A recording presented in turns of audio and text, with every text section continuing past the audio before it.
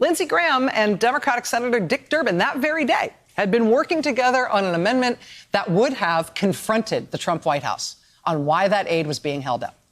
The amendment essentially would have forced their hand to make them release it. So Lindsey Graham was getting asked about the aid finally getting freed up because Lindsey Graham was a key part of the effort to force the aid out, to force the White House to do the right thing, to confront the White House on this hold they had put on Ukraine's aid and to make it stop. Republican Senator John Kennedy of Louisiana suggested to CBS News that same day that he would have been with Lindsey Graham and Dick Durbin on that as well, telling CBS News when they asked him about it, quote, "We support Ukraine, period, end of discussion." Good for you, Senator, right? And none of this is all that long ago.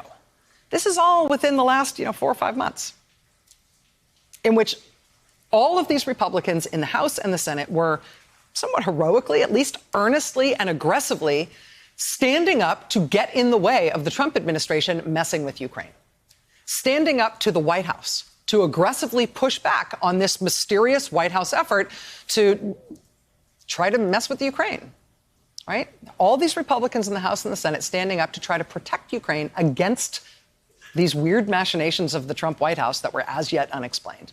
Right, standing up for our national support for Ukraine, pointing out that our national support for Ukraine was undergirded by a huge bipartisan vote in the United States Congress to direct that aid to them, which had been signed into law by President Trump and therefore shouldn't be screwed up by anyone.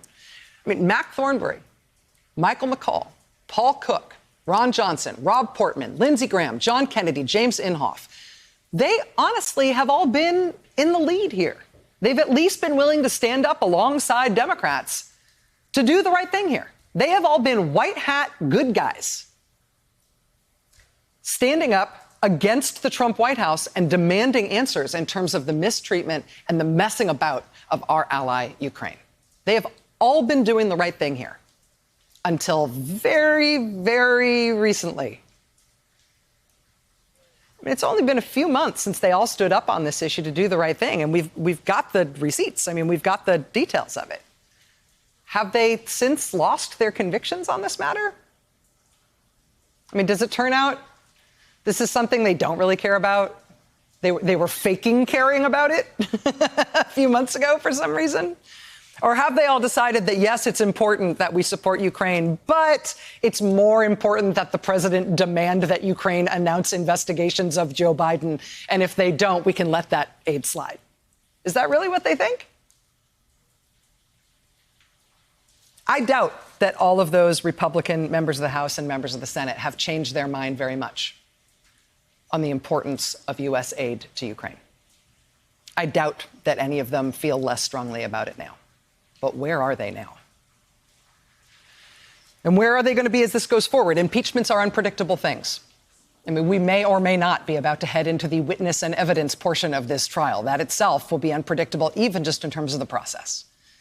Be humble in anticipating what might happen next year. I mean, the facts are still coming out. I mean, just tonight, as I sat down, I was just handed this. This is yet more documents that were just pried loose under another Freedom of Information Act lawsuit tonight. This stuff was just pried loose by American Oversight from the Department of Energy, and we're just starting to go through it. Yet more documentation released just tonight. But, as this story continues to develop and the scandal continues to be exposed, at the heart of it all are individual elected officials, Republicans among them, who know about and care about and have fought for the real issues at the heart of this scandal. And no matter what you think about any individual politician in terms of how this fits into the rest of their politics and the rest of their biography, they all know that, in all likelihood, their behavior in this impeachment of President Donald Trump is going to end up in the first paragraph of their obituary someday when they finally leave this earth. They all know that. And the human conscience is a powerful thing. And I think we do all know that every member of Congress, every senator associated with this scandal and with this impeachment will all want to look back at this moment as something that they get to brag about 30 years down the road, not as something they will hope people forget about them.